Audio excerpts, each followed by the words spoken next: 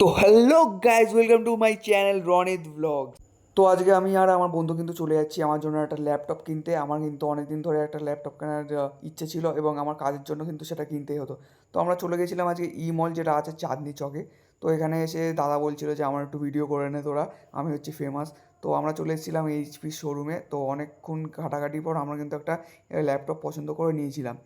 তো ল্যাপটপটা হলো HP 15, আর যেটার স্পেসিফিকেশন ছিল DDR5-এর 16 GB RAM, 512 GB SSD, Ryzen 5-এর 7000 সিরিজের প্রসেসর, আর AMD রেডিয়নের গ্রাফিক্স কার্ড। তারপর কিন্তু একটা দাদা আসলো এবং ল্যাপটপটা নিয়ে কিন্তু উপরের দিকে চলে গেল।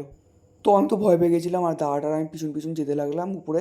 তো না, উপরে গিয়ে দেখি যে Windows 11টা ইনস্টল করার জন্যই তারা নিয়ে গেছিলো।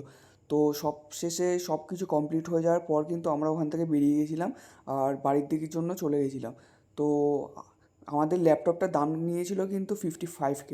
তো আজকের জন্য এতটাই, ততক্ষণের জন্য ভালো থেকো অ্যান্ড এনজয় করো।